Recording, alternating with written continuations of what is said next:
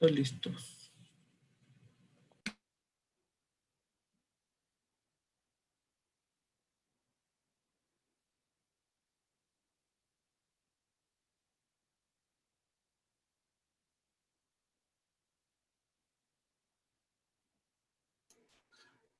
Micael, ahorita, rápido, antes de empezar, me dejas hablar para presentar el seminario general y ya te paso la palabra. Claro. Ok.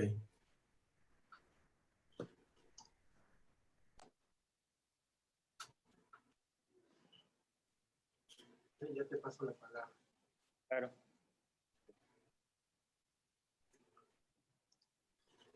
Buenos días. Hola.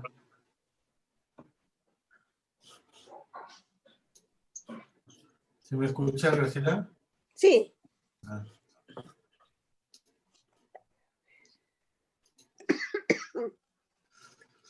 Ahorita 5 minutos empezamos.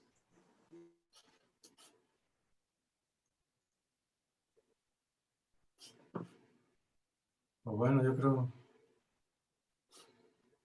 ¿Ya iniciamos, Micael? Espérame tantito que voy a compartir la liga de YouTube en redes Sí. y ahorita empezamos.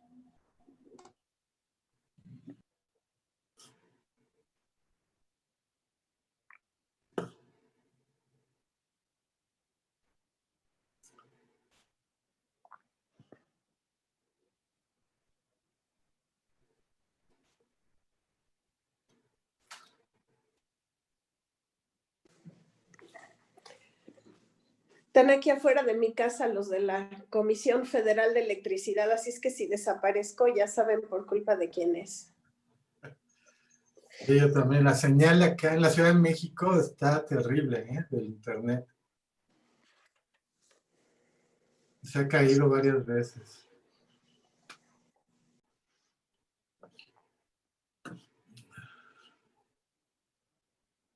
Bueno, Samuel y Micael, les presento a Graciela Martínez Salces, la directora del CISAN. Samuel Aquí y está. Jorge. Perdón, Jorge. Sí.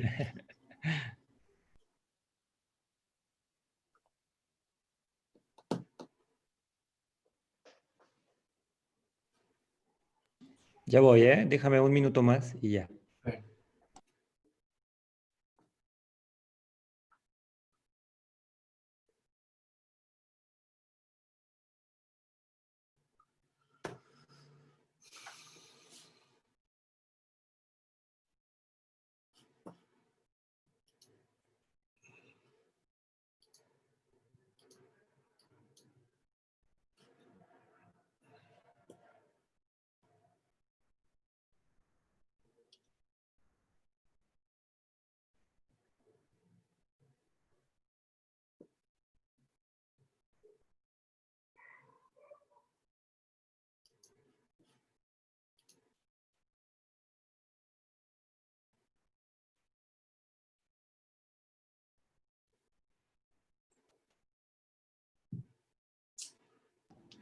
Listo.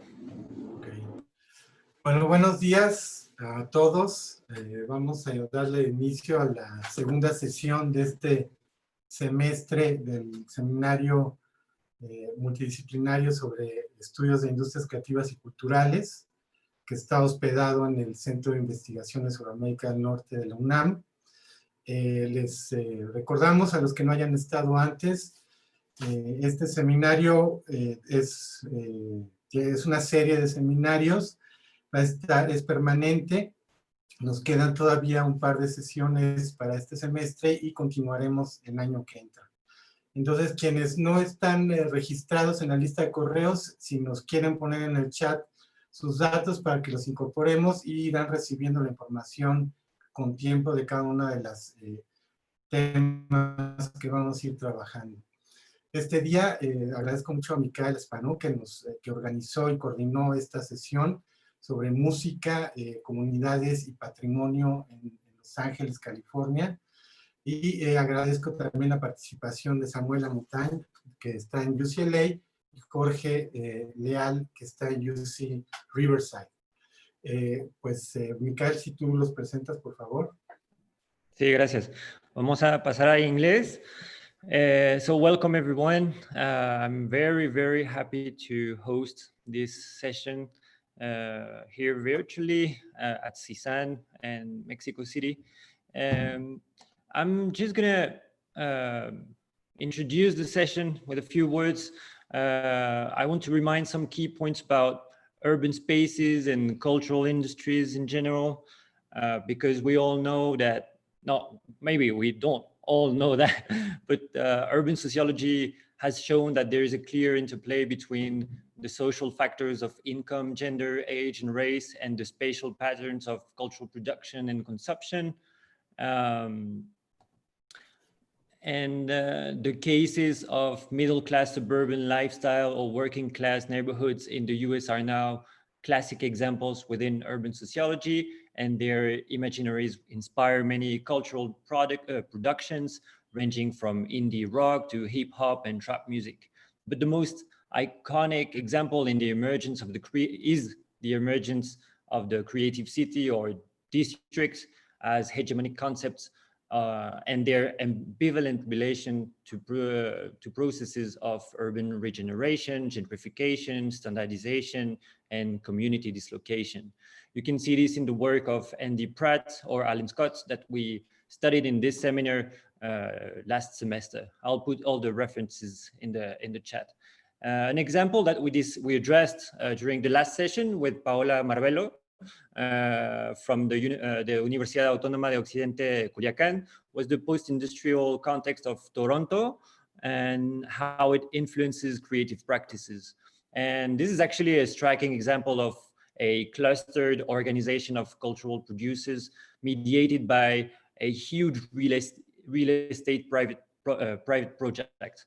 And it also relates to another line of investigation that we have here at CISAN, which is nightlife and night districts that retain a consumer-oriented culture, pedestrian, with strong ties to local cultural industries. But of course, nightlife is a much more complex and nuanced phenomenon that we try to explore in our night studies seminar that will happen actually next 30th of September. I'll put the information in the chat. And in this cultural and creative industries seminar, we often talked about the specific role of urban culture and city revitalization. So just a few words for those who don't know. One of the origins of culture-led urban regeneration is the US concept of festival marketplace, which consists in developing derelict waterfront sites by emphasizing consumption and entertainment. And one of the most iconic developments was built by the American Rouse Corporation for the inner harbor of Barcelona. And it's a rather top-down approach that was actually replicated in many parts of the world in collaboration with large corporate groups. But other approaches rely on already existing organic cultural dynamics. But in the end, they all raise serious questions regarding gentrification and social and cultural diversity, especially in the cases involving a makeover of the city for tourism and wealthy market segments that ignore the needs of local, less affluent residents. And what is new and different about the use of culture by cities for global positioning and profit-making through consumption of space, also known as city shopping, is the use of their musical past and present. There is a growing field of research on popular music heritage that clearly shows how heritage projects and local music scenes are associated with urban regeneration or growth processes. The case of Liverpool, analyzed by Sarah Cohen, is probably the most iconic. And scholars from this field are also very critical towards the ideological aspects of these processes as they ambivalently celebrate and exclude minorities, such as in the case of Manchester, analyzed by Bruno. I'll put the references in the chat also.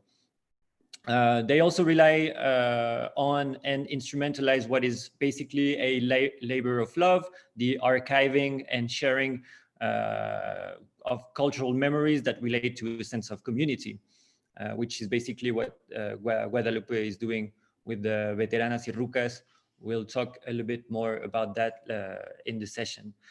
So as a result, conflicting cultural narratives emerge as separate locations. All the new communities contribute to shape the complex, multi-centered metropolitan regions that we call cities. And in this context, I want to ask the following questions.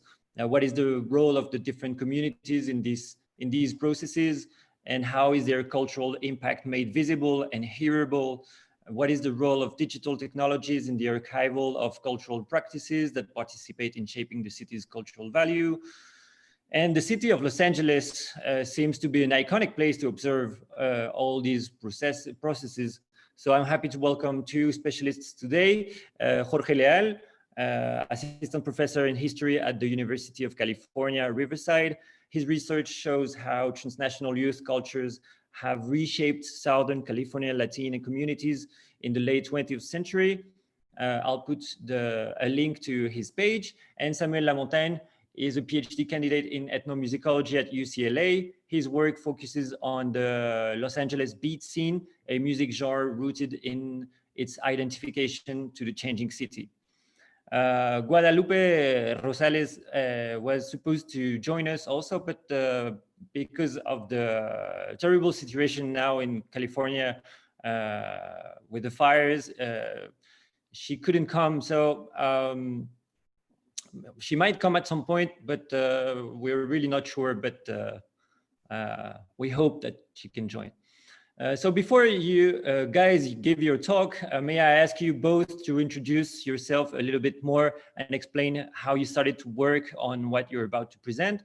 And also invite all participants to ask their questions in the chat. We'll read them at the end of the panel. And you also find in the chat all the information regarding the constancias de participación for those who need them. And that's it. So I'll give you, maybe Jorge, you can start. So do I start introductions or the presentation right away? You can introduce yourself a little bit and say how you started to work on all this, and maybe yeah, you can start your presentation right away, and then Samuel can introduce himself after your presentation. Okay, great. Well, hola everyone. Thank you to the organizers, first of all, both of the CISAN and also the SEMICC for the invitation, and also thank you all for taking the time out of your Friday to be part of this conversation on the multiple and also intersecting music, cultures, and communities of Los Angeles. In terms of a bit of my dissertation, I do look at ethnic Mexican, as we call people of Mexican descent that are either born in the United States or people that have migrated from Mexico. So the way we historians think of the term ethnic Mexican is to encompass the Mexican experience, both people born within the nation state and also people that are born in the U.S. or in the diaspora. So that's who I study, and as I am a part of the diaspora myself. And just in terms of how I think of my work and also my connection to my work, this study is part of this this very established but still emerging field of Mexican American history, looking at the history of the Mexican presence rather than just immigration, of the Mexican presence in the American Southwest. For now, close to 2 centuries.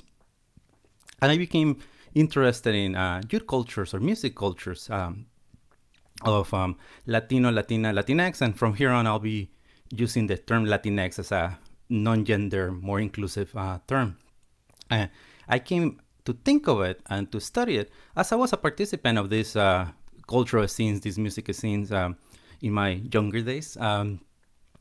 But one, it was obviously, as Michael said, the night and what is the Los Angeles night offers to in terms of leisure entertainment, but also what are the identity making possibilities and the political possibilities of these gatherings by youth ethnic Mexican youth, Latinx youth, and people of color youth that are not represented, are not welcome due to these long histories of segregation and racism in the public space of Los Angeles. So that's how I came about.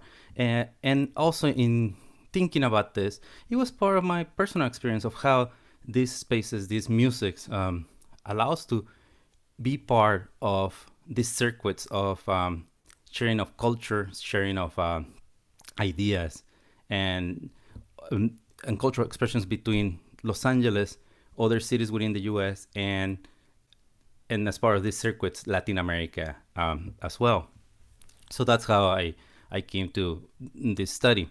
So now I'll share some of the main themes of my research, my book manuscript, and also my theoretical interventions, in addition to the Rock Archivo LA, which is my public history project. Thank and you. Of course, I can talk a little bit more about, like kind of my, what else do I think of this in terms of, in terms of my research directions, broadly defined within the Mexican American history, U.S. history canon. So I'll share my screen now. And let me, give me a sec.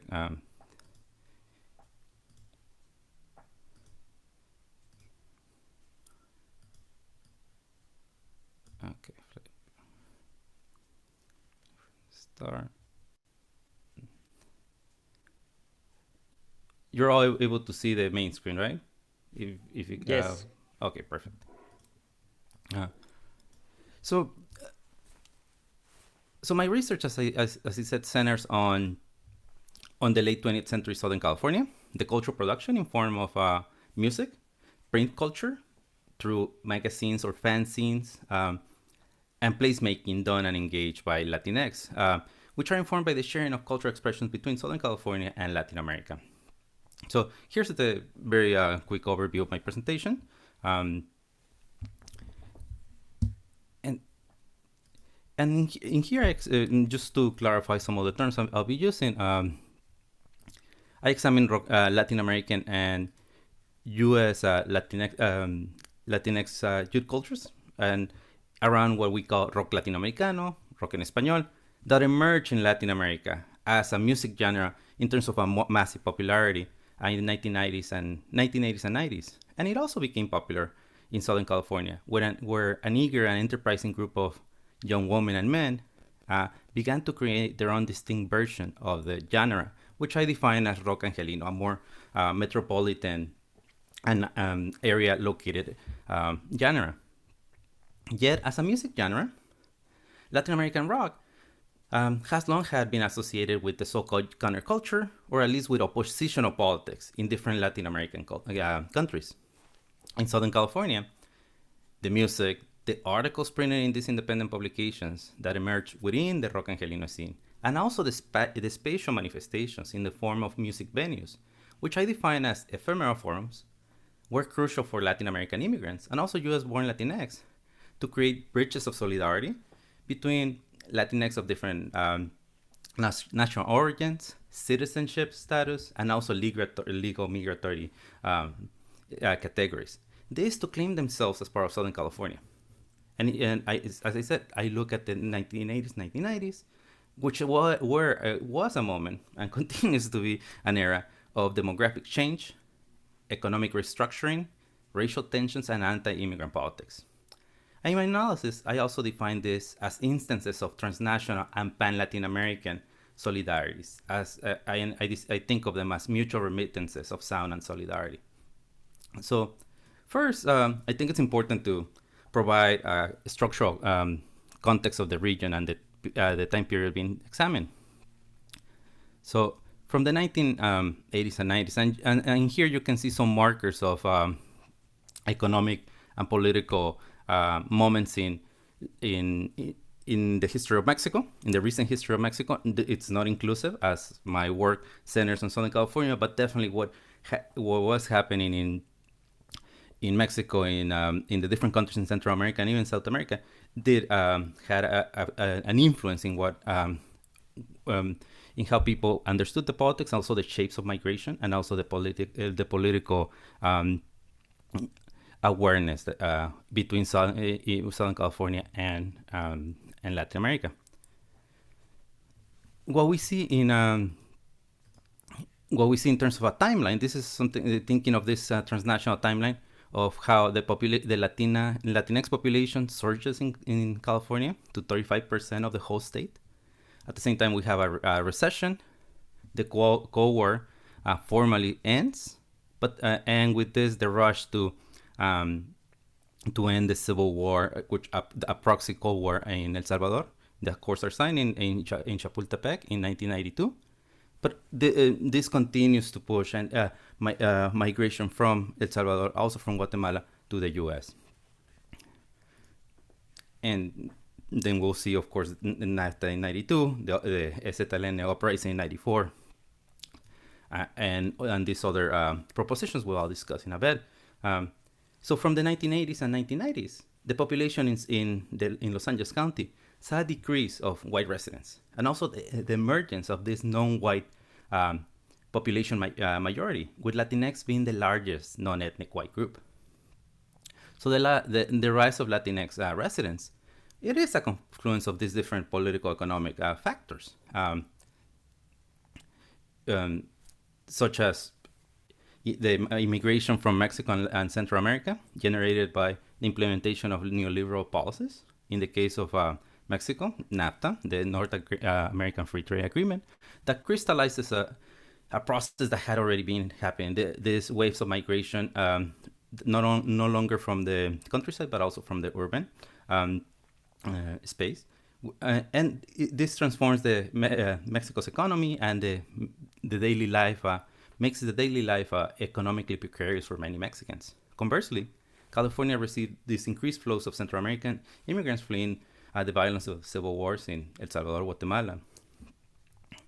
So the increase of a Latinx population in Southern California, which takes place during this decade of the 1990s, along with the recession, with an economic recession, and the heightened racial tensions in Los Angeles, with ongoing cases of police brutality, which, as we see, this continues to be the case, and in 1992 produces the LA crisis, which colloquially we think of them as the LA riots, that derives from the beating of a black motorist, Rodney King, and detonates one of the most destructive social eruptions in American history.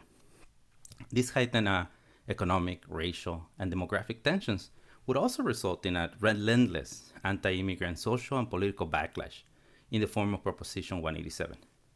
This is an electoral initiative embraced and championed by the then California Governor, Pete Wilson.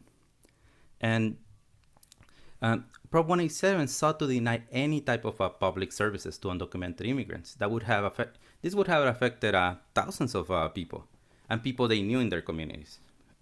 This initiative, in conjunction to these other so-called racial propositions, were put on the ballot and actually approved by the California voters in the mid-1990s.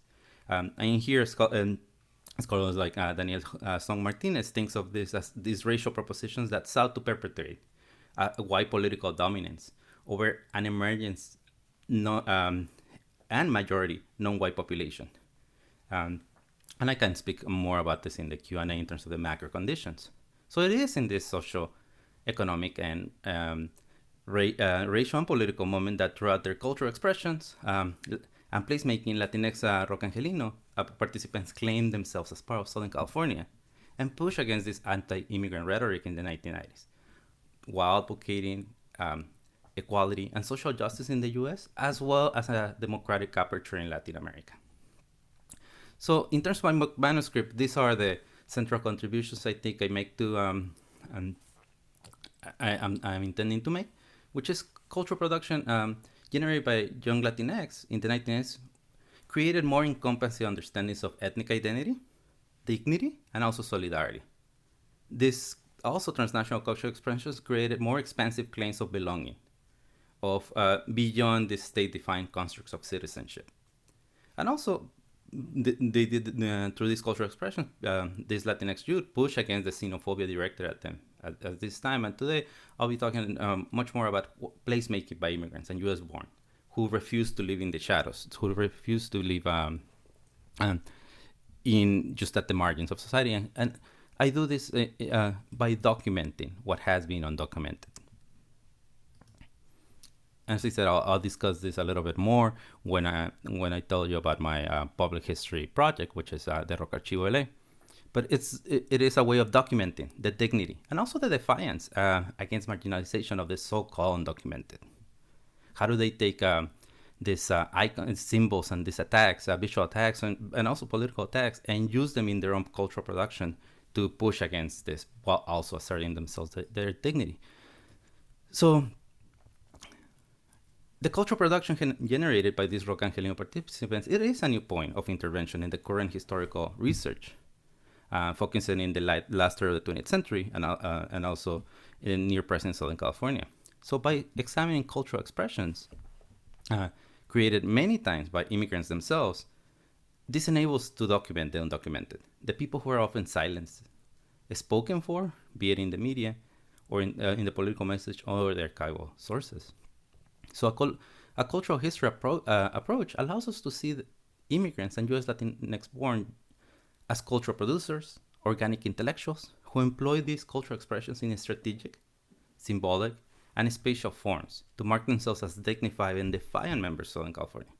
And also as a transnational history study, my work enables us to consider the historical and continuous connections between Latinx communities in the US and Latin America, and how these circuits of cultural exchange create social spaces, the replenishment of ethnic identities for US-born Latinx and who understood themselves connected to the contemporary Latin American culture and politics. So now that I discussed a little bit of what my interventions are, I'll just tell you a bit of the theoretical interventions that my work offers. One is the concept of ephemeral forms. This to analyze the long traditions of how ethnic Mexicans, Latinx, and people of color have created spaces and belongings in the racialized and segregated urban space of the U.S. metropolis.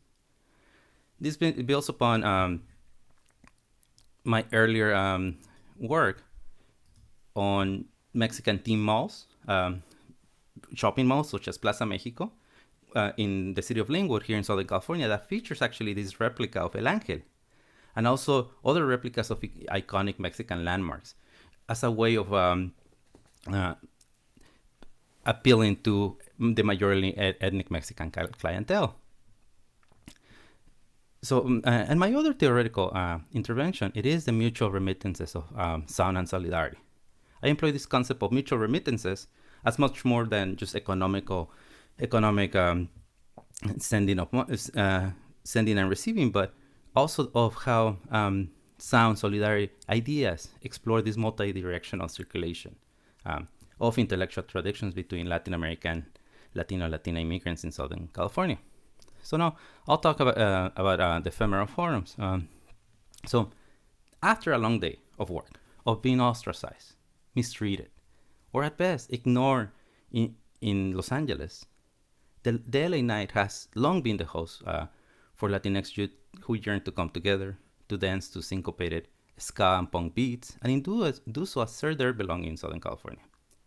However, prominent music venues located in Hollywood that has always been read as a white space has long excluded musicians and audiences of color. Thus, going to Hollywood was not a possibility due to this social segregation of the city. All the way through the beginning of the 20th century, and we can argue that even today. So where did these people, these rockeras, rockeros, punk rockers, and skankers meet in the LA Night? Well, here's where the ingenuity and enterprising came in. They created their own improvised venues, which I call them ephemeral forums. So the ephemeral forums were these improvised sites and music events that took place in mostly Latinx neighborhoods. This could be backyards, cocheras if you think about warehouses, mechanic auto shops, and other spaces that the youth could use in the absence of formal music venues. So these ephemeral forums in Latinx Los Angeles are part of this genealogy of do-it-yourself ethos for marginalized music scenes in the U.S. And it also draws from the legacies of the Hoyos Funky, which were and are improvised music venues in the working class periphery of Mexico City. The backyard gig, the unorthodox storefront as a venue has a long tradition that is rooted in its own social, racial, and gender context. So to get to one of these tocadas, this place at the ephemeral forums, what you had is, in the 1990s, before the advent of Google Maps, you needed directions. And if you're an immigrant, or if you are somebody that doesn't travel much outside their neighborhood, these directions would come quite handy. They were included in these flyers. So to get there, the event producers created these hand-drawn flyers. And the creators of these flyers were either immigrants or second-generation Latinx. And this is how they mapped out and respatialized their own metropolitan Los Angeles, both sonically and cartographically. So here's one example where not only you see the direction of where this backyard gig was going to happen, it's clearly marked that it's going to be Rock en Español, but then you also see the temporality. You see the freeway, this highway, and in there, whoever did this map maker added rush hour, which also gives us an idea around what hour this event would be happening. Rush hour, la hora tráfico happens here from 4 to 6, but then these days it's from 4 to 8. But I mean, you still see not only the temporality, but also mapping the space and also asserting themselves in this space. So through these special ephemeral forums, Latinx made spatial claims of belonging in the metropolis, and also to continue the exchange of cultural expressions and political advocacy in the 1990s. And in here, I'll just so what did it feel? What did it look like? What were these spaces like? What did it sounded like? So I'm just going to play a quick video. This is from a festival called Guateque that was actually it took place in the grounds or parking lot of what was the former Los Angeles jail in the neighborhood of Lincoln Heights. By the 1990s, the jail had been decommissioned, and it was used as cultural community space where these shows happen.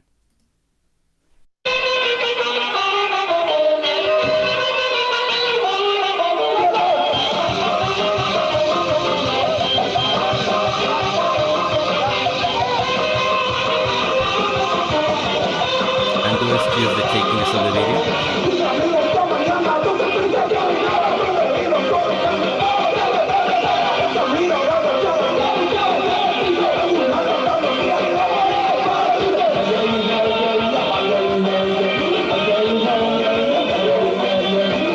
The band playing their name is Los Olvidados, taken after the Luis Buñuel movie about the Mexico City shantytowns. And this was a completely self-generated festival. As you can see, you can see the tracks of the railroad in the back and this parking lot. So this had no formal backing. It was generated by three women of an organization called Club Rock en Español that put on these festivals. And so now the other part of my theoretical interventions is the mutual remittances of sound and solidarity. This expands on the work of Juan Flores and Alicia Schmidt Camacho.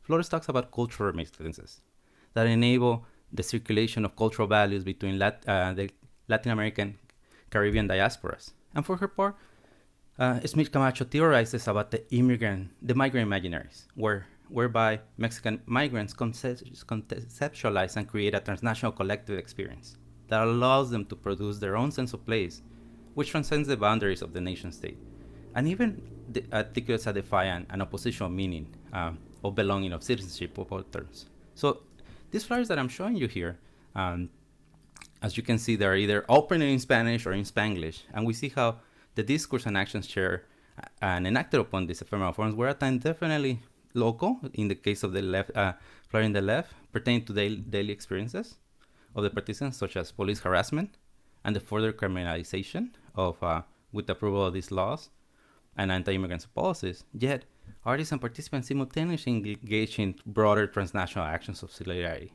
such as solidarity movements for the indigenous uprising in Mexico and the demand for a more democratic and participatory political governance in Latin America, which you see on the left side, such as the Rock for Chiapas. And at the lower part, you see the inclusivity, at least the language of it. All ages, all races, all welcome, all marcos. And so by drawing on these Latin American literary, political, and artistic movements, these mutual remittances became the intellectual toolbox to make sense of the new environment and to remain connected with the political and cultural expressions in their own countries.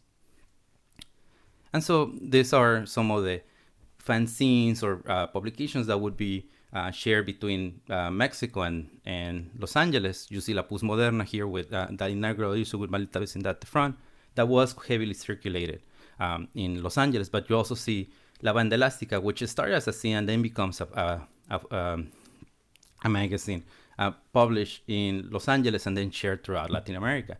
In the second part, you see La Banda Elástica, Los Ángeles, El Rock, La Frontera, and Otros Rollos. So, we're trying what are the different ways of connection here between these two, between the readers of these magazines. So, yet, researching this and studying this history of ethnic Mexicans and Latinx, even of the recent past, poses challenges. Why? Because of the absence of their histories, their documents, their experiences in the institutional archive. Except for a few issues of these publications that I just mentioned, most of these sources are not part of the institutional archive. The omission of these materials makes evident that the blind spots that we have in examining the ethnic Mexican historical and contemporary experience within the US academia. How the category of undocumented also extends to the archive. This as community of colors confront this lack of documentation and presence in the academic archive. Yet, this archive of ephemera, photos, songs, and scenes that I had gathered during my research also makes visible the extensive cultural, spatial, political, and oppositional expressions of immigrants and US-borns of the near past. So to make this archive visible, accessible, and also collective, I had created the Rock Archivo LA, which I define as a digital reflection of the archive that I share through social media, primarily Instagram. Through this post, I share what I call kernels of knowledge drawn from these archival sources. This to provide a more nuanced examination of the Latinx histories in Southern California to broader audiences. And employing social media platforms as a reflection of archives expands the possibilities for collective, more horizontal open access sharing of histories of marginalized communities with broader audiences that have yet to be fully part of the academic archive or considered as part of, which it is, intrinsic part of the American experience. And this is something that Guadalupe Rosales does quite excellently in her Instagram as well. And so for me, what has been important is being able to talk to make it collective so others contribute to it and share with it, and also has gotten some attention from outlets such as the New York Times and also classes that have been taught with these sources. These fragments of archival sources allow us to understand the participants of these music scenes as organic intellectuals themselves who thought of their music, their writings, and their presence, and how they inscribe themselves in Los Angeles through their writings. So, as a way of concluding, I want to state that the Rock Angelino participants drew from these extended Latin American intellectual roots and also global immigrant solidarities to make sense of their immigrant reality, to articulate their presence, their belonging, and political thinking beyond nation states. These historic moments of the 1990s, and we can think of it as the comparisons to the present, could have been a period of retrenchment, to hide from the anti-immigrant rhetoric and policies, to forget about the political features in their home countries. I'm no longer there. That does not involve me. However, through their spatial presence, their songs, writings, the Rock Angelino participants refuse to live in the shadows. Instead, they make themselves visibly, spatially, and through their expressive culture. And in doing so, they envision and propose a more expansive concept of solidarity and belonging between Southern California and Latin America. Gracias. Thank you for your attention. Thank you so much, Jorge. That's fascinating. It's a whole new understanding of archival work and heritage in in the age of digital technologies. It's very, very, very interesting. Thank you. Samuel, I guess you can start right away and we'll follow with the Q&A. I don't have any news from Guadalupe, but I'll put a link from a YouTube video where she's interviewed, it's actually a panel also. And there is a video where her project is presented and a talk where she present with details the whole project of Veteranas y Rucas. So I put it in the chat right now, and Samuel, you can start. Okay, thank you, Jorge, for this presentation. That was I really enjoyed it, and I hope my talk can, come in interaction with it. Just to give you well, first of all, thank you to everybody. Thank you, Mikael, and thank you to the organizers for organizing this panel. And so just to give you a brief introduction of myself and my work. So I'm a PhD student at UCLA in ethnomusicology.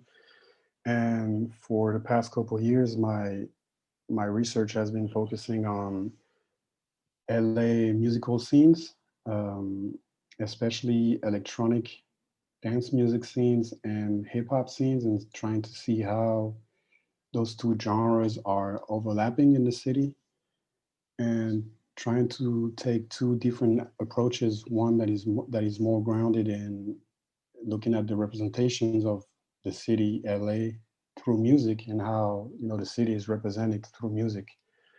And the second approach, which is more grounded in ethnographic work, is just myself being involved in those music communities and being part of those scenes, and trying to understand what music means for the participant. So, and not only paying attention to the representations of the music.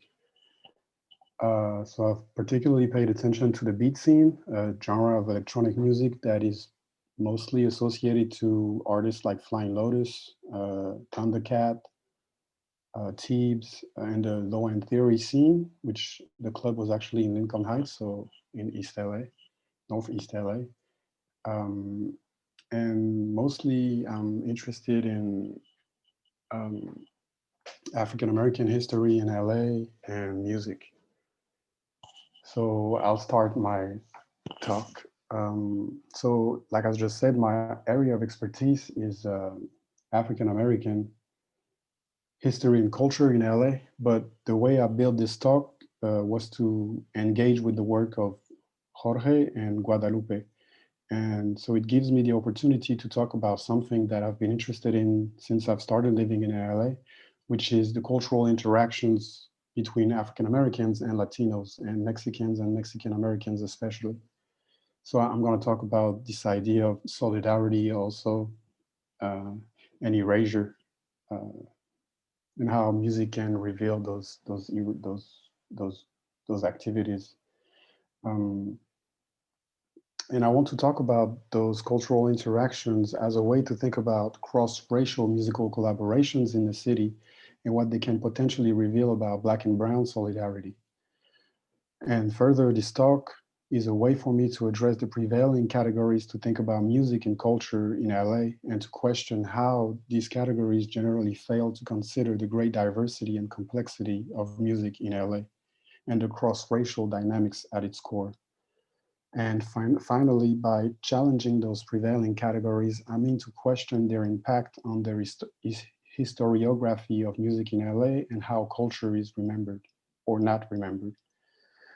And so by challenging those prevailing categories, I want to fully recognize the large cultural diversity of the city, which can be limited to racial and spatial frameworks. Because in LA, music and culture tends to be understood through categories that take space and race for granted. Black Los Angeles, for example, is loosely defined as an area of South LA from Mid-City, South Central, Watts, Inglewood, Compton to Long Beach. And this area is understood as the Black cultural core of the city.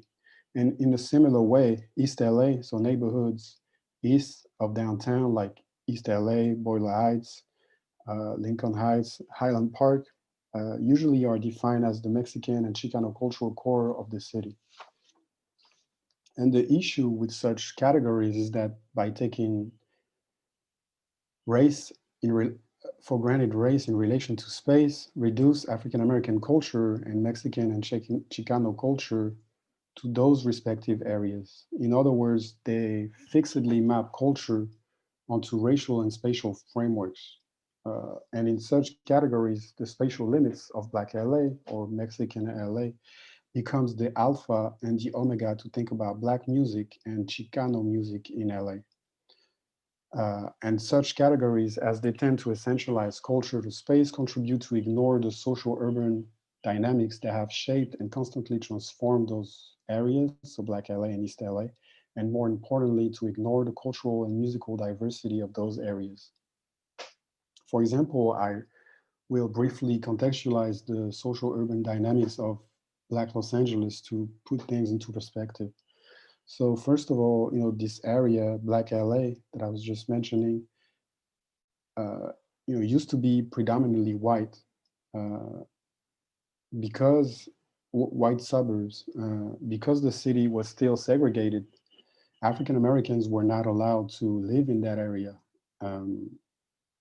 So the original Black LA was actually along Central Avenue next to downtown. And it's only with the prohibition of racial covenants in the late 40s that Black people started moving in the current Black LA. And to take, Compton as an example, because Compton, today is this sort of epitome of what we understand as Black LA, as a Black inner city. Compton in the 40s was a white suburb.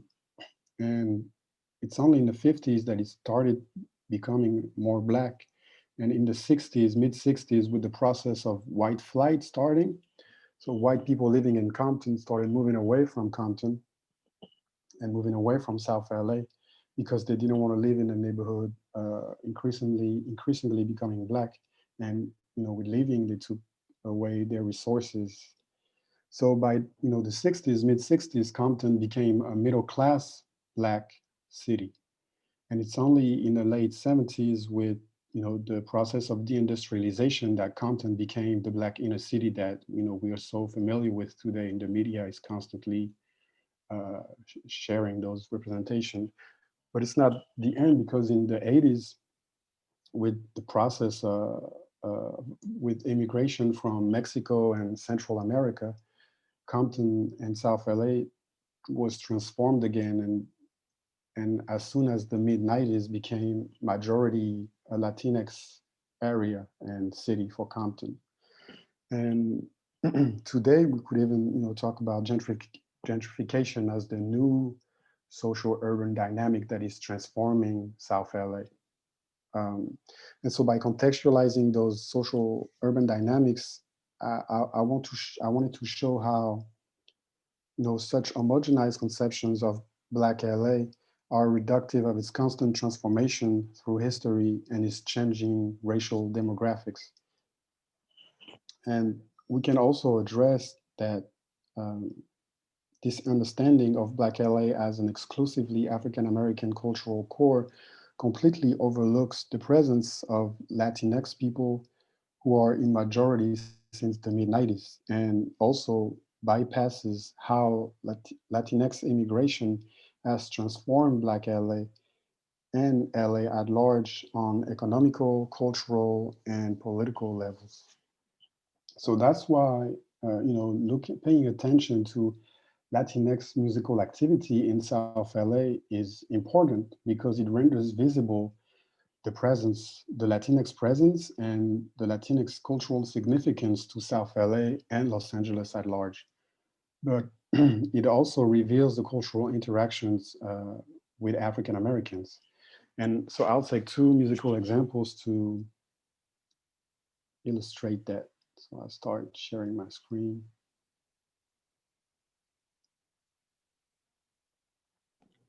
Hopefully you can all see it. Yeah, Okay. Yes. So Yes, the first example I'll take is Aquid. It's an example I borrow from Josh Kuhn. So Aquid is a duo of two brothers who were born in Mexico and migrated to LA, South Central LA, precisely during their childhood in the mid-80s. And their album, Proyecto Aquid, was released in the mid-2000s and is known to have sparked the urban regional genre of music, which is blending regional Mexican music with hip-hop. And as you can see on the cover of the album, the two brothers are in between imagery, on one side that is representing Mexico with the horn, the flag, and the cactus. And on the other side, Los Angeles with the skyscrapers and the palm trees. And so, that fusion is also noticeable in their music. For example, their single No Hay Manera that I'm going to play in a second features hip hop production with samples of banda music, and they rap in Spanish and sport styles of dress that are, hip hop styles of dress, and especially in the mid 2000s, when G Unit and 50 Cent were the biggest hip hop artists, their style, with the football jerseys and the chains is a direct reference to it. So I'll play a bit of their song No Hay Manera. Pero ahora solo Aquera ha logrado. No hay manera de que puedas parar esto. Como un corrido, Aquera ha regresado con un nuevo sonido. Empezar a hacer serie en manera de un rey. Un juego muy avanzado para un güey. Vivo mi vida y diario la reposo. Un par de morros con viejas, pero no esposo. Y me puedes hallar en la calle cualquier tipo, gastando feria con mi equipo. Parece que me hice padrote. Mis no estimo, hasta cambié la moda que camino y piensas que soy falso, pónteme de frente, te pongo estos puños en tus... So, and beyond Aquid, this genre that they pioneered, urban regional, reveals the fusion between Mexican migrant identity and their experience living in South Central. And the two brothers, Aquid, have said in an interview, I'm quoting from Josh Kuhn, we all grew up listening to Mexican music at home and hip hop with our friends. So it further reveals that, the cultural influence of living in South Central and the cultural influence of African Americans through hip hop that is mixed with their own migrant culture. And the second example that I'm going to take is King Little G, a song called Welcome to LA. And King Little G was born in South Central of Mexican parents. And I want to play this video for it shows how South Central, for the ways it shows South LA and South Central. So I'll play it and talk about it after.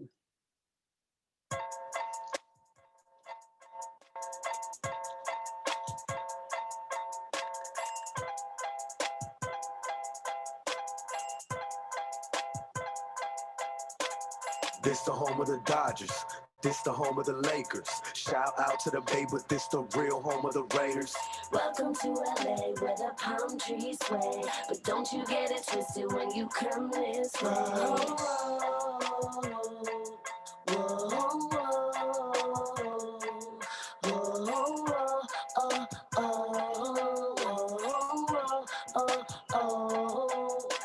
I rep it hard and I throw it up and they know about it, the Kings. The city, they standing behind me like when Kobe Bryant first got that ring. I'm in that 3-1-0, Wilmington, about to get my body tatted. Slowly blinking, smoking blunts, inked up by my homegirl Galley. Compton was popping, my motherfuckers in Watts. Don't know about your city, but my G's got it on lock. Cops trying to raid the spot, looking for the scale and rock. Asking who the fuck got baking soda in that pot, huh? Southgate, my second home. We choke, can't believe you're gone. I'm at that Coco Pelli shop, taking hits from the bong. And so what I find interesting about this song is that it uses sonic and visual means to show South Central Los Angeles and South LA as Mexican spaces, which given the erasure of Mexicans and Chicano in South LA can be understood as something challenging. And In the video, it shows Mexican and Mexican-American families in spaces usually understood as fixedly Black, like Watts, Inglewood, or Compton. And it shows, in the video, you could see Mexican food spaces and practices like taquerias and street food vendors, as well as murales with indigenous symbolism. And so all of this together, forces us to acknowledge those spaces as Mexican and Mexican-American and marked by this culture. And it does it while referencing African-American culture, and thus claims South Central and South LA as Mexican-American without erasing African-Americans. You could say that by the use of a Dr. Dre sample and the overall, the fact that the song is grounded in LA hip hop culture, which overall is strongly grounded in African-American culture.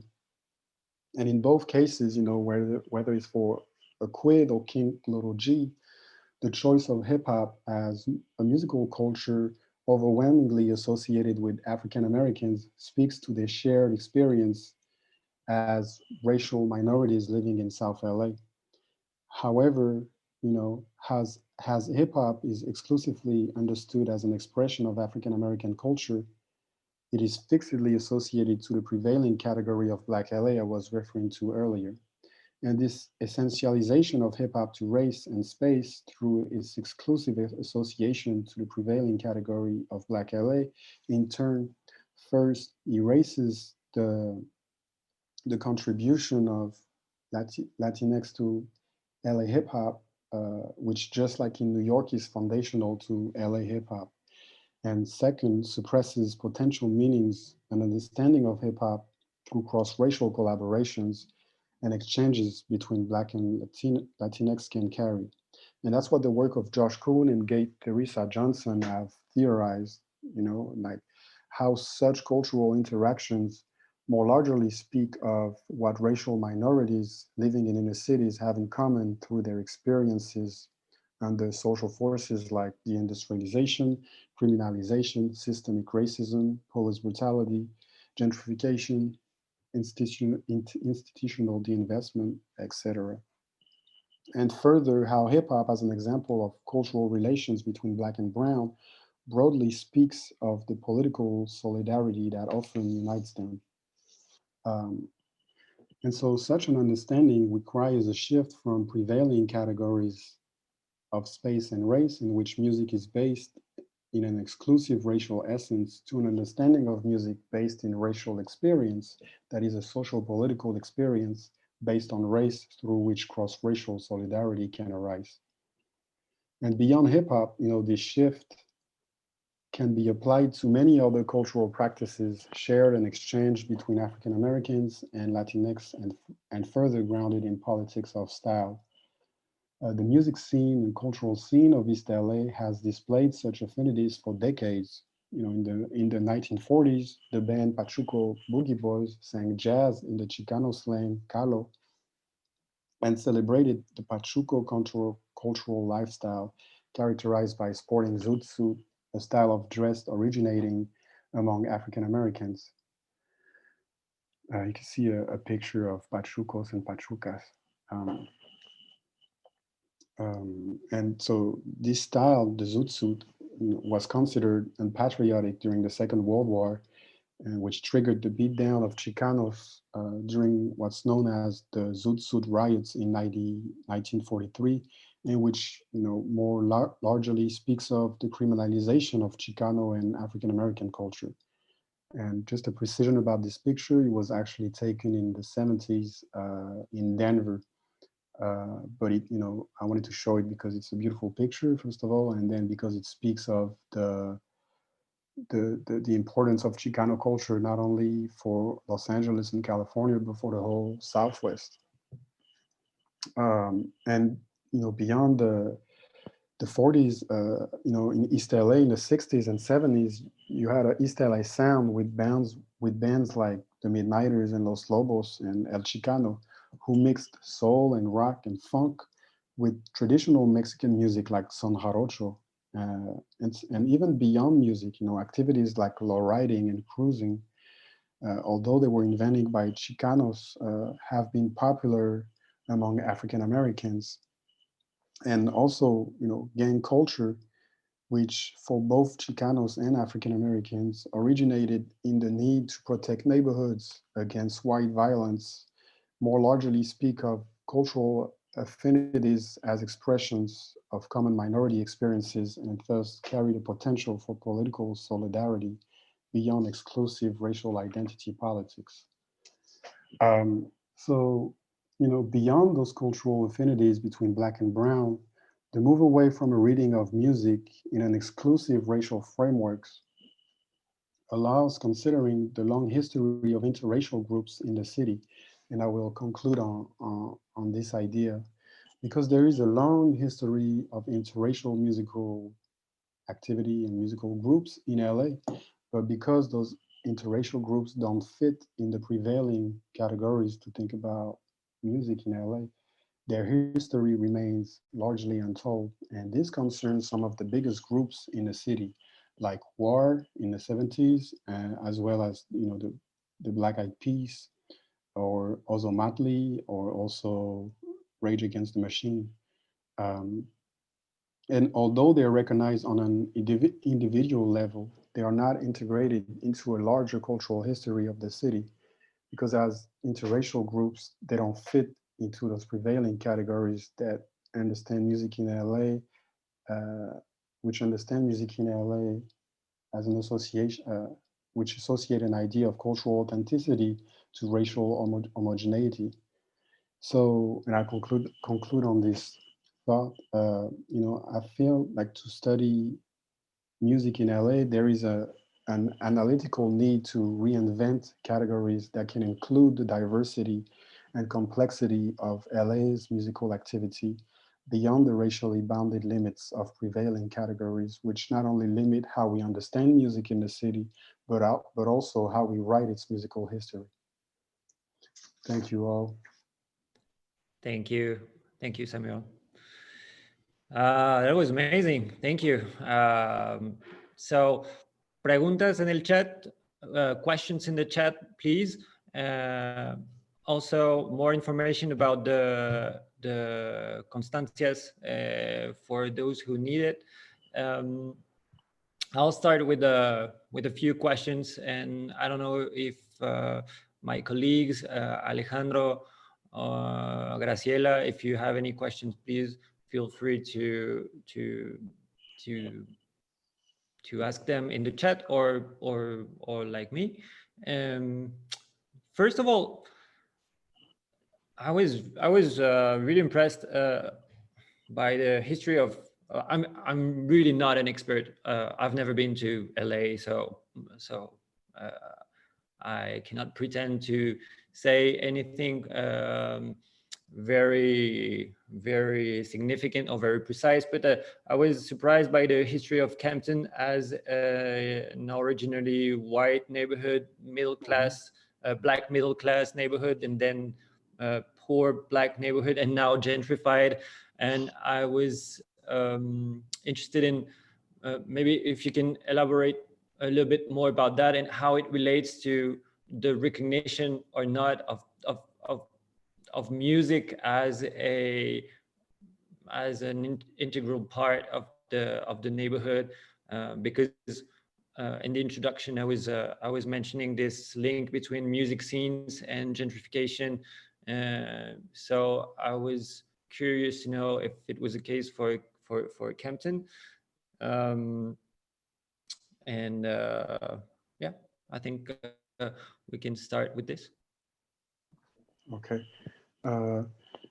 Yes, that was the purpose of contextualizing the social urban dynamics of South LA in general, and Compton more precisely, because Compton is so meaningful, in popular music history or pop culture in general. Like the movie about NWA, Straight Outta Compton, in 2015. Compton is in the title of the movie, and the movie is one of the biggest music doc in history. And so Compton definitely has a big place in the imaginary of popular culture, world popular music. And the way it is portrayed in through popular music and through the media, tends to really simplify and reduce it to something that is not completely true. And so that was the purpose of reintroducing those dynamics. Although just a precision about gentrification, it's something that is starting in Compton, but I don't think it's like a full, like not a process that done 100%. But I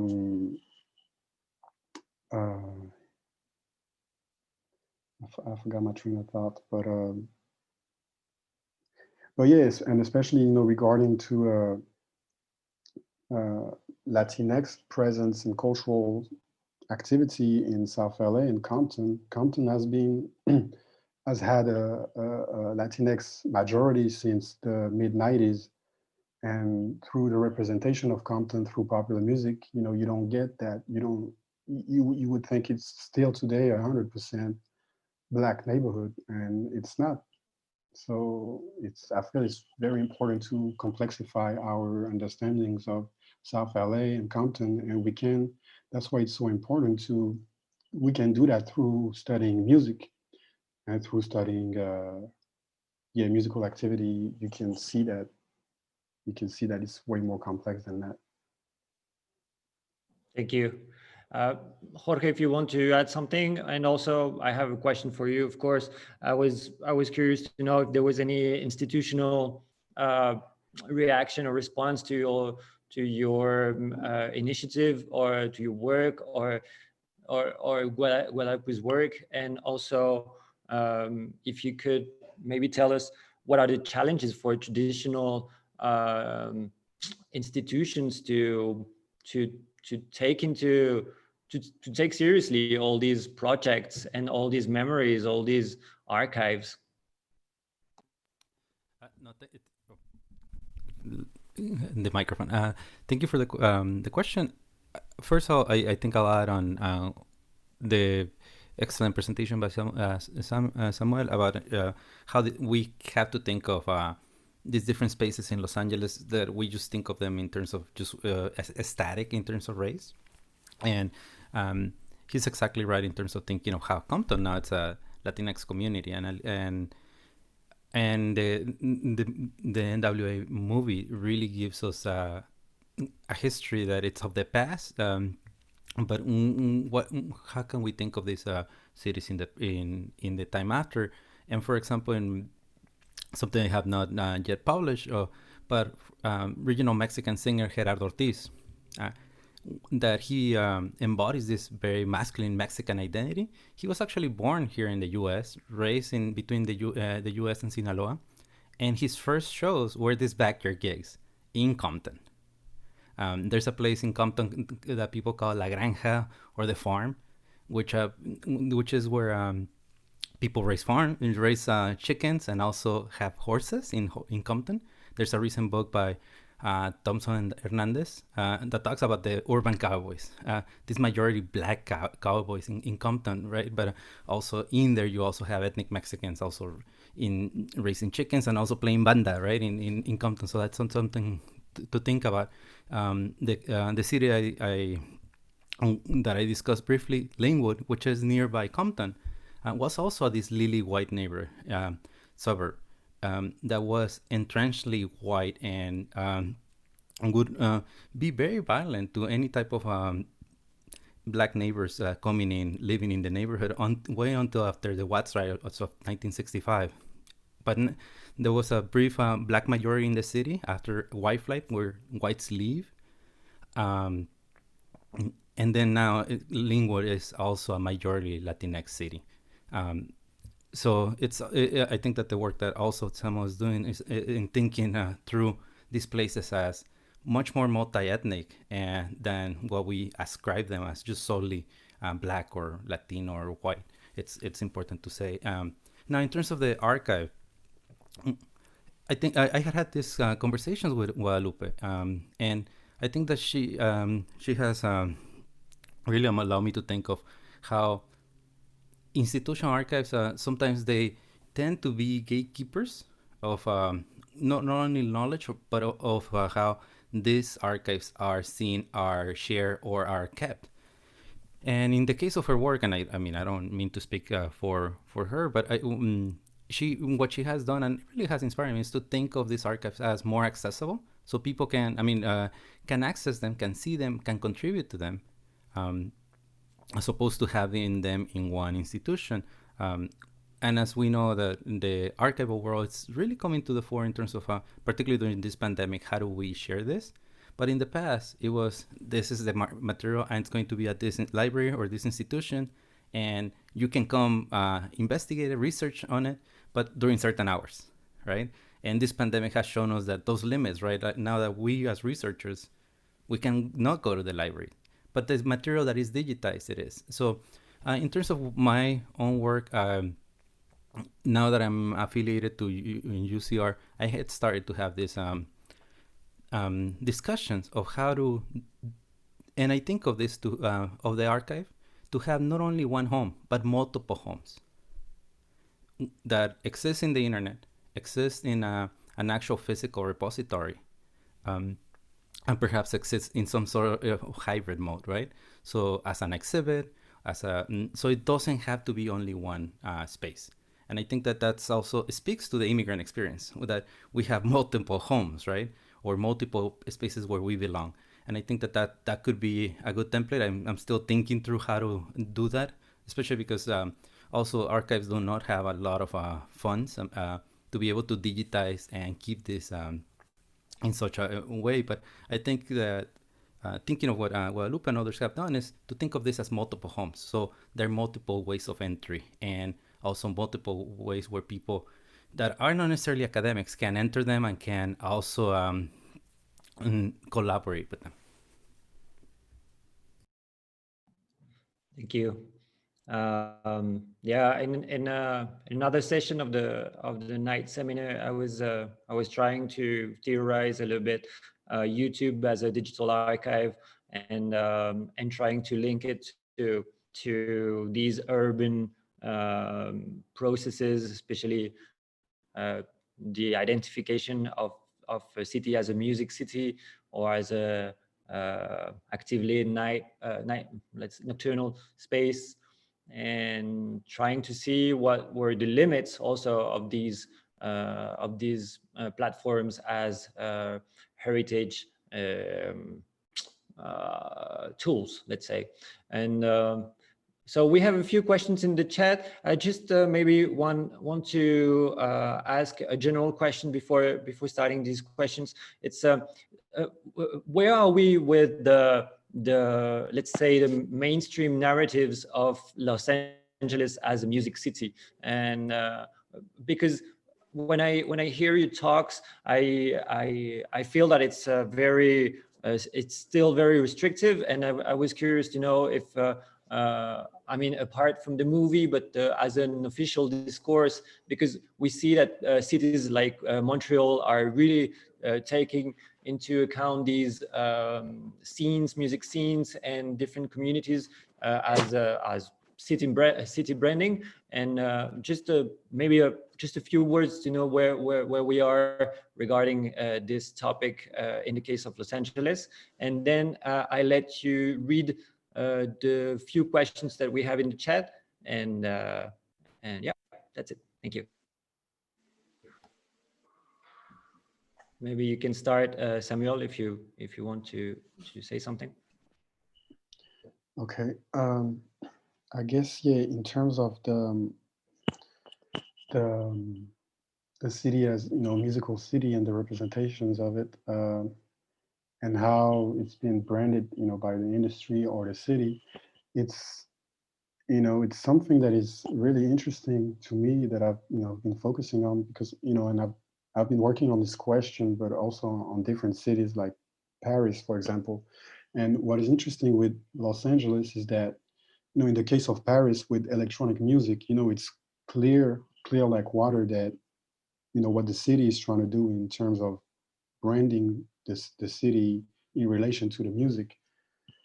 But in LA, it's different because, and part of the reason for it is because I feel that LA is so big and so diverse and so complex that it's difficult for the industry and the city to kind of tame the musical creativity and the music scenes. And even sometimes, I mean, a lot of the laws, like the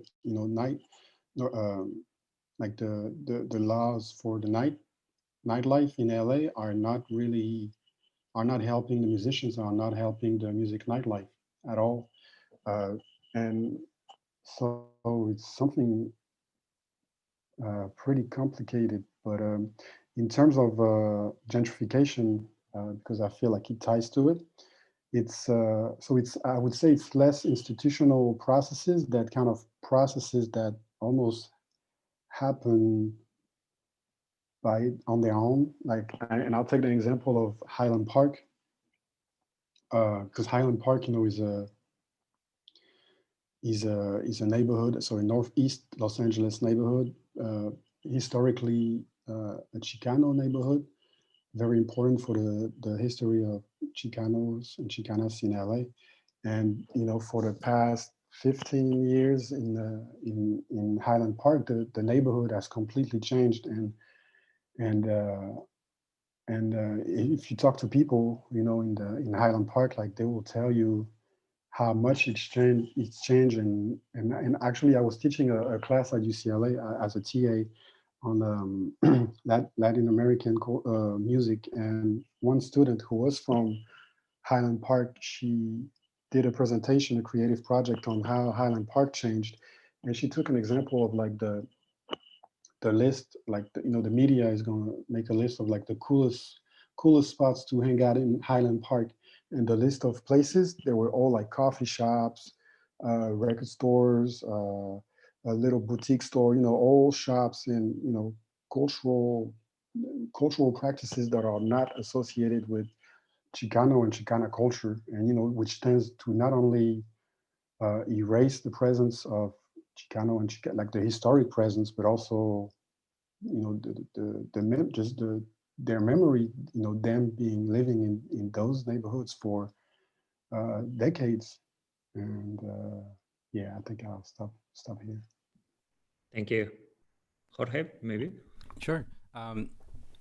I think this is a really important question, especially even for my work, when we think of these cultural circuits between Latin America and Los Angeles. One of the reasons this also happens is because in the 90s, a lot of these bands that for the first, at the emergence of, not only rock en español, but also other music genres, get some sort of notoriety, they're able to come to Los Angeles to record. And there might be it's just because there were more studios, the infrastructure was much more formidable. And so I think this reflects to what it is, what Los Angeles is for pop music, for the music industry, which is their mecca. So you have, I would say, multiple projects at hand. One is the very corporate one, which is, this is the place where we record. This is the place where most of the labels have a presence and have their headquarters. And so they favor something much more, quote unquote, universal or popular or mainstream. And this in the US, it happens to be a white mainstream that appropriates a lot of black music, right? Right. So that's kind of like the way Los Angeles is seen and is read as this generator of mainstream and white stream Sure. music for the world to consume. So you have that project, which is the corporate top-down project. And then you do have this other project where people are trying to make sense of how do they fit in LA, how do they create a narrative of Los Angeles. And I think this ties to gentrification and to a lot of people that come in from the creative class to Los Angeles, trying to make it in Los Angeles, and then they tag and take cherry pick what kind of Los Angeles they would have. And so in the case of Highland Park, where a lot of these indie musicians go and reside, they take the bohemian part of the narrative of Silver Lake. But by doing that, they also erase this multi-ethnic presence. And so Samuel brought up Rage Against the Machine. They had a venue called the Spaces of Warehouse in Highland Park in the 90s. And it was this very radical political space that had workshops against police brutality, workshops for ethnic solidarity, and Rage Against the Machine playing every once in a while to pay the rent. So this place could be generated. And so, of course, you have Black hip hop, and then you have a huge input with Mexican music being recorded, being distributed here in Los Angeles. And so it becomes also the capital of Mexican music in the US, and transmitting this to the world. So you have these multiple projects that I think create their own versions of what LA music is. And in one is enriching, but in others, we also have to question their agendas and their motives, right? Because I think that I think it could be a danger to think of how, in comparison to Toronto, in comparison to other scenes that in the 90s with Seattle, or Atlanta with hip hop in the 2000s.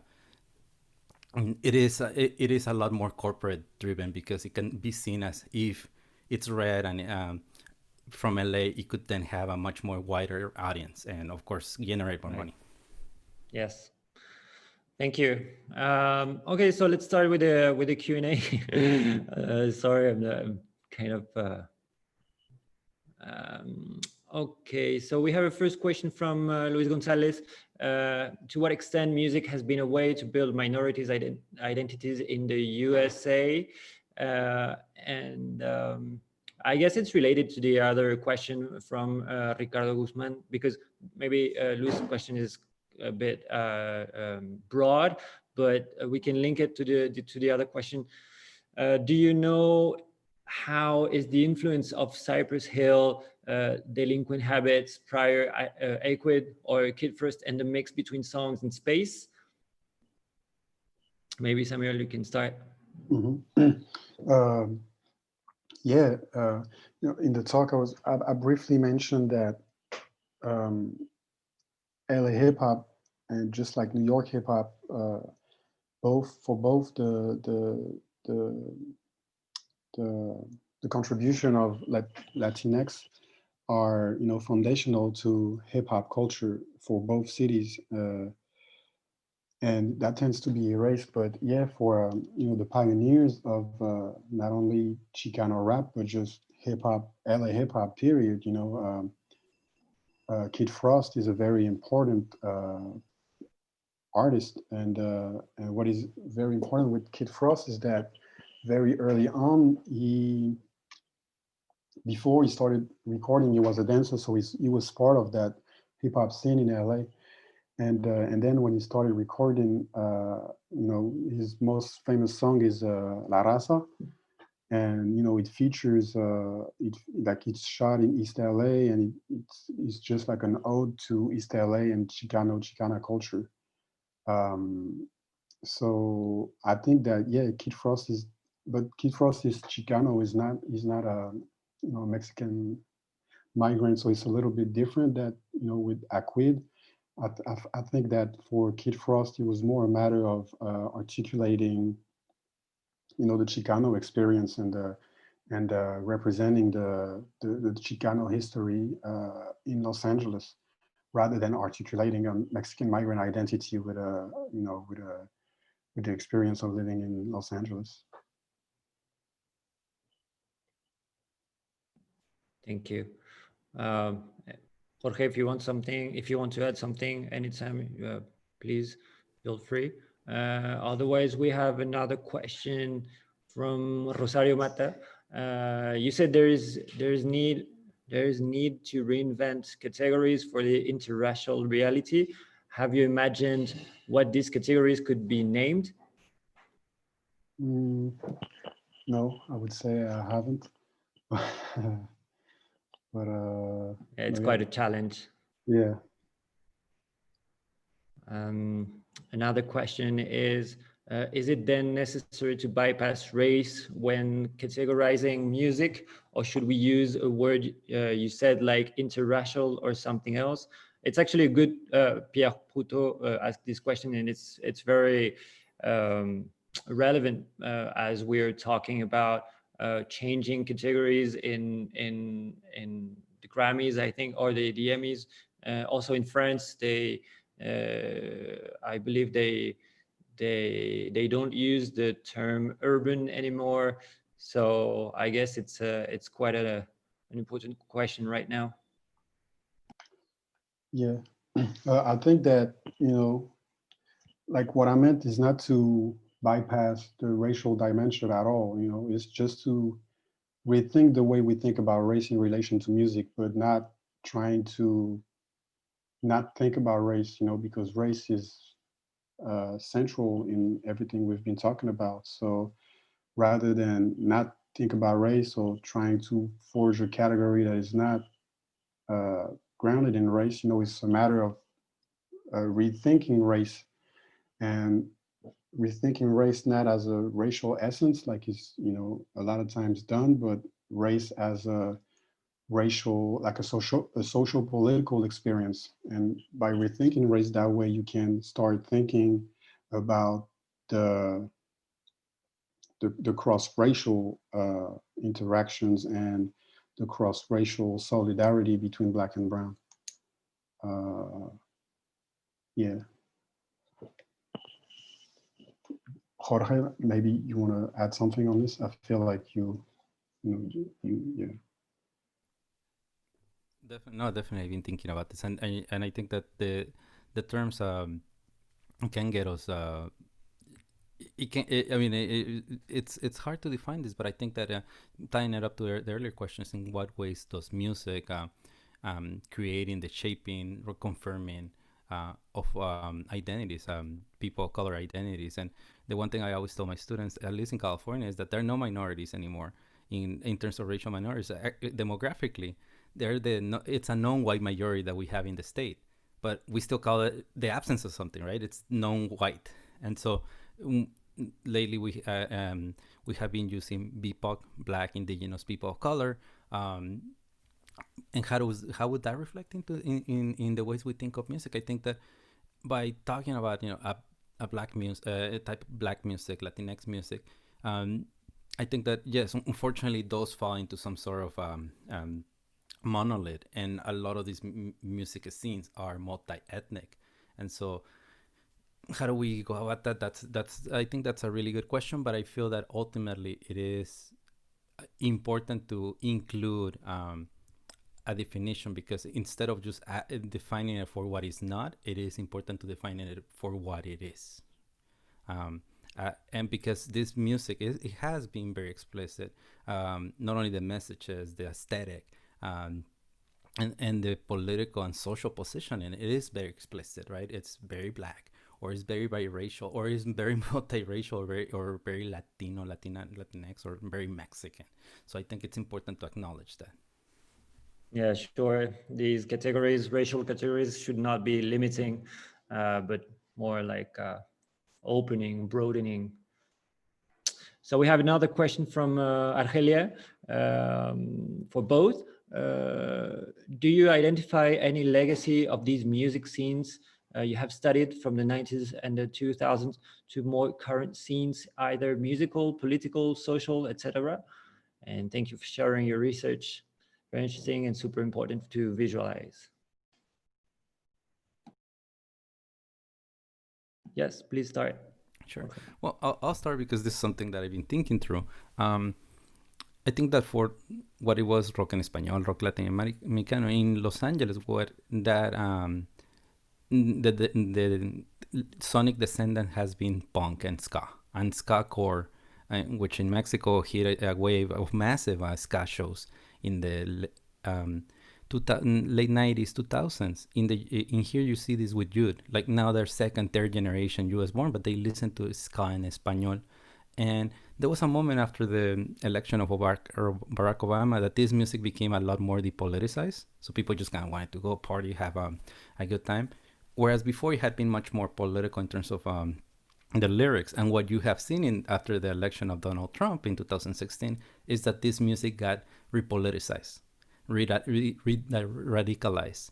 And I think that you see those legacies. And I think that, and this is, I'm not by far any type of expert on hip hop, but you have continually seen those ebbs and flows where, and I think Samuel can speak much more about that, but particularly at this moment of this racial, uprising against systemic racism in this summer, you have seen something that had been an undercurrent, but people coming out and being much more explicit in terms of their politics and their not only rejection and condemnation to systemic racism, but also imagining a more radical future.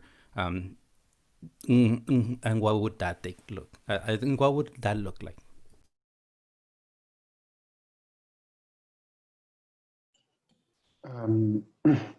In terms of the legacies, I think for, I'm not an expert on East LA musical history, but I know that, like for the past couple of years, there's been like kind of what is called the new East LA sound with like people like Chicano Batman or Arenas, who are young, pretty young groups who are building on this, East LA sound. And then in terms of hip hop, of course, there's, legacies. It's, and hip hop is such an important part of, Black Los Angeles. It's really, really important, like if you take somebody like, it's not only music in a way, like if you take somebody like Ice Cube, or if you take somebody like Nipsey Hussle, like the reason why they're so important and the reason why they mean so much to people, it's because, not only because the music is good, it's also because they talk about, in a very, like for example, for Nipsey Hussle, I was in Los Angeles when the day he passed away, and it's, it's an area of LA that I'm familiar with, close to Leimert Park, and it was insane, like what happened in the city after his death, and the day of his burial. It was like the whole city, and especially Black Los Angeles, it felt like the whole city was outside, mourning Nipsey Hussle. So that tells you like how much like an artist can mean to communities and their experiences. And so yeah, I would say that.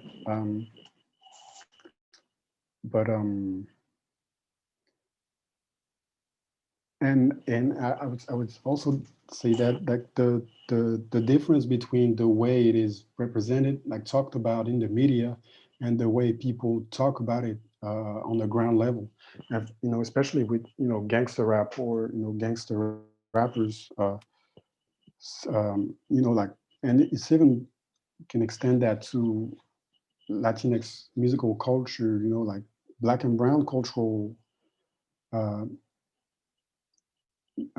culture and music tends to be criminalized and overly driven by moral panic, but when you talk to people on the ground in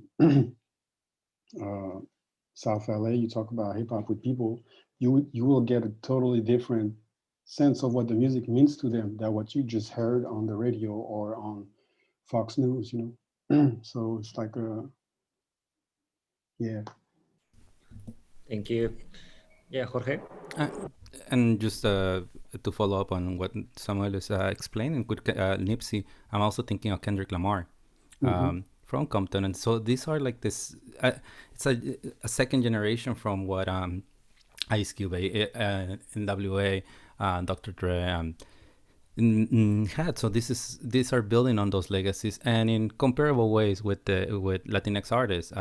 You do have Chicano Batman that comes from like the tail end of that Latin alternative rock and español scene. I mean, they were around that time in the early 2000s. And then you have somebody like Cuco, who's a bedroom pop and does this. He's got to be like 22, 23. When he stars, I mean, he has a few songs that he has covers of Hombres G. And all older rock and Espanol bands that he grew up listening because of his parents, and incorporates them in his first sets. And this is, like, it was a way of, I mean, his fans that now has a multi racial audience, but it's mostly Latinx youth, are able to understand it right away. So people like Chicano Batman, I mean, they do their own thing, but based on they draw from the 70s and 80s influences of Latin American music, same as Cuco and others. And it's really interesting to see how they're reshaping not only music, but also what does it mean to be a person of Latin American descent, second, third generation, and how do they use language? They transform language, and what are the different influences that they get that are it's no longer this binary Latin American music or American music, but also from other parts of the globe. Yeah, especially here in Mexico, I think Cuco and Chicano Batman are quite popular, especially for the middle class audience. So it's interesting how they connect. It's very different from, I would say, the sonidero culture that is maybe more working class. But I mean, it's changing also because cumbia is like getting very popular too. So yeah, so many topics to explore. Thank you both for being here. Yeah, Samuel, I have one question for Jorge, if that's okay, if we have the time. Yeah, sure. Okay. Yeah, I wanted to ask you about how, because what I found interesting about your project as well as Guadalupe's project is that, it's both building a collective memory of Latinx culture and presence in LA, but it's also something that is, very personal and that, relates to both of you and Guadalupe personal life and experience. So I wanted, to ask, like, how do you negotiate and how does it play? Like, how does it play in your relationship to this work, and like in terms of building the archive? Thank you for the question, and it's something that I do think plenty, right? How can I do this and have some distance, but at the same time be very explicit to the fact that I'm a participant, obviously have a stake in it, in how it's remembered. And so I think that it is important to, and in my writing I do acknowledge it, but I also try to acknowledge it and also create, have the analytical lenses to say, yes, I was a participant of this, that's why I know the ins and out of it, but at the same time have that critical distance to be able to examine it. And the fact that I do it collaboratively, when I say this, is that people send me their photos, and then that starts a conversation, or their flyers, and what do you remember about this? What give me some more information. What did it mean to you? And for me, it's really important, and this is something I'm still thinking more, because there's a reason why people kept flyers that are now 20, and I have plenty here around me because I've been doing some analysis of them. Imagine you keeping, a stack of paper that in your garage, in a shoebox. Why is it that you decided to keep it 20 years after, right? So it gives those clues to why was this moment important, and also what did it mean as a collective. And the other part that I have been doing a bit is people that are no longer in Los Angeles, people that for some reason or the other, either their immigration status or family conditions, left Los Angeles and now are in Mexico, but they kept and took their flyers with them. So this is how much it means for them, right? And so, and just bringing it back to your question of when it's collaborative, when people send me this, it sometimes pushes what I understood it was the period or this particular moment. And so it allows me to be more critical and to not just romanticize the scene or to have it in my own view, but have a confluence of sources and also perspectives that do challenge the moment. So for some people, it was a very important period, but for some other people, it was a period of failure that these propositions were passed overwhelmingly by the California electorate, even though they were so against it, they worked against it, they manifested, they protested against it, right? So that's one failure. For others is the music part, the fact that they didn't make it in the music industry. And so I mean, so by opening it up, even acknowledging my biases, opening it up allows me to constantly be looking at this in a more critical and nuanced way. Mm-hmm. Yeah. Yeah, I think this approach is, very interesting because like it mixes the personal with the critical, and to me it's even, it's very important because it also allows to critique the supposedly objective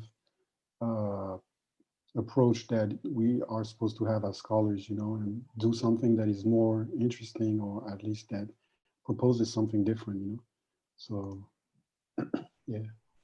Thank you. I really, really, really recommend some of the authors I shared in the chat earlier, especially the collective book Sites of Popular Music Heritage, where you can see plenty of approaches like this one, and also the article published in Archive and Records. It's called Labor of Love, the Effective Archives of Popular Music Culture.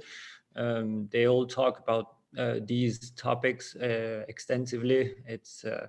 But yeah, it's a growing area of research, and I guess there's plenty of connections with the case of LA. So yeah, thanks again for being here, for participating. Thanks to both of you. Thank you for the CISAN to host the session, to los técnicos que están aquí managing the session. Thank you for all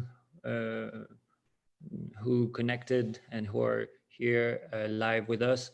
The video will be available on YouTube on the CISAN channel.